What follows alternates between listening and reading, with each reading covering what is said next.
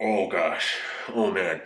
If I sound a little bit nasally, I am. I've been sick all day. I've been eating soup out of a can all day, son. But this episode of Dragon Ball Super, I can honestly say this has been the most invested I've been in any episode of Dragon Ball Super, period. I mean, the fighting it was half and half. Half of the episode was the Gohan fight, but the following part, the story, the implications of the story going forward after this episode are absolutely tremendous. This episode was crazy. It was like an overflow of information. Long story short, we find out that Zeno has ranked all 12 universes, all right?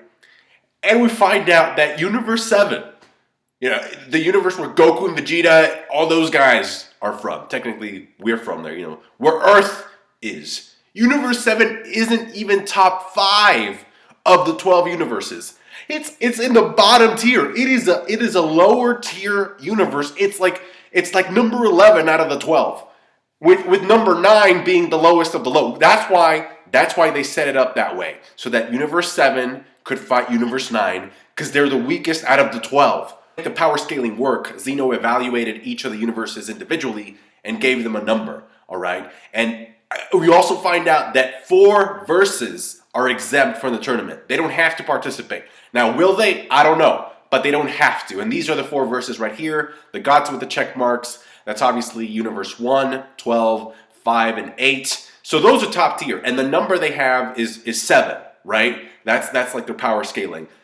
Universe 7, I believe, was around, 3.18? 3.18. If you compare that to the 7, that's almost a 4-point difference. I don't even want to get into Universe number 9, which was like 1.8 or some ridiculous thing.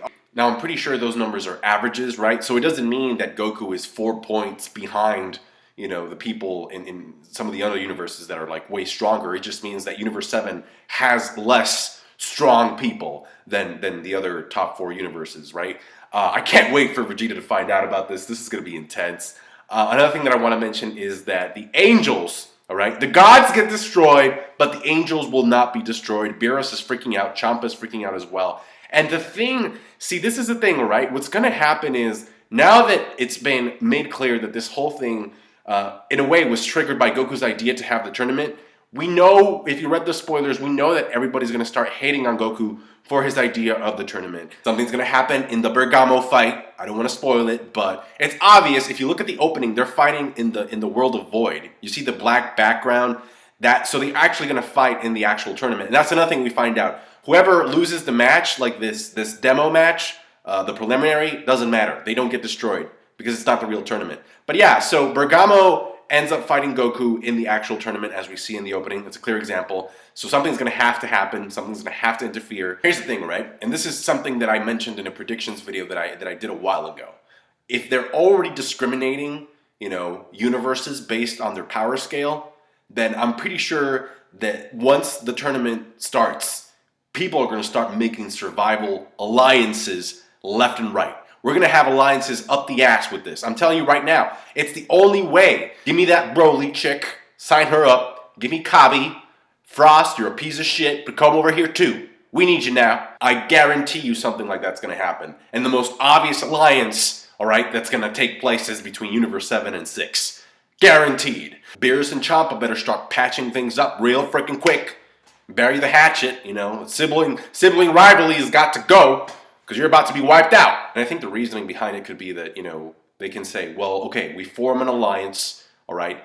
And if by the end, one of your guys or one of my guys is the top fighter, we can use the Super Dragon Balls to wish everybody back. Another question that I have is, what if one of the top 4 verses that are exempt from participating decide to participate anyway? Because that would royally mess things up, right? Because if it's an average, if we're rating the universes based on average strength, then that means that the top 10 guys from the top 4 universes are going to be a lot stronger than whatever top 10 the other verses come up with, right? Just because of sheer numbers. I mean, it's logic. I mean, the gap is pretty significant at this point, all right? Which is cool, because it gives us something to look forward to in terms of the progression and development of our main cast from Universe 7. But man, Universe 7, bottom tier. Oh, bottom two. I'm sorry. I really am sorry. I just this news took me by surprise. It's like a bucket of cold water, right? Like the priest just saying like, oh yeah, we chose you two because you're the weakest, so duke it out, for our entertainment because we're stronger than you. Oh man, this was just. But anyway, we had a pretty good Gohan fight. Actually, it was better than good. I thought it was really great. The outcome, I was expecting Gohan to take the L.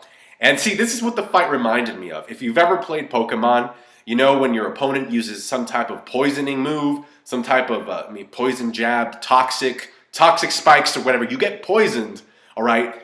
So imagine that. You're playing Pokemon and your Pokemon is superior in every sense of the word, but you get poisoned, right? And so sooner or later, that damage that the poison is doing is adding up. And so by the end, you barely have enough HP, all right, to yield one final attack, to release that final blow, and you actually see the Pokemon get KO'd. But then after the Pokemon faints, you faint as well because the toxic and the poison is way too much. That's exactly what happened to Gohan. I cannot be the only one who was thinking about Pokemon watching this fight. Gotta give Gohan props. He did put in a lot of work. In the beginning, he's a little bit careless. So Lavender, I'm going to call him Lavender because it sounds more exotic than Lavender. He actually got the upper hand with the poison eyes. He got in the poison eyes. That did end up pushing Gohan back for a little while, but then he got accustomed to his senses and he went in for the rebound. He came back, just really, really using that sense of hearing, just super, super on point. And he was not only able to block Lavender's hits, but also to counter them effectively. And then after that, Lavender got tired of it, and he came up with a counter to Gohan himself, and he started flying around. And that's when Lavender starts spamming long-range attacks, because with him in the air, it's harder for Gohan to sense where he is, to pinpoint his location, because he doesn't hear the footsteps anymore. And I also like the fact that Gohan refused to get some sensu beans in this episode. Honestly, I thought Goku, when he asked Kaioshin for the bag, I thought he was going to destroy that bag. I was like, Goku, what are you doing with that bag? Why are you asking for these sensu beans? But I like the fact that Gohan said, no, I don't want any help. This is me. I'm going to show you what I'm about. And he pulled through. Despite the match ending in a tie, he pulled through. He activated Super Saiyan twice, which allowed him to deal more damage to Lavender. But at the same time, it also made the poison flow through his system a lot faster. So he got weakened by the poison and suffered its effects a lot sooner. I also have to give credit to Lavender because unlike Basil, he wasn't roided up via external pills during the fight.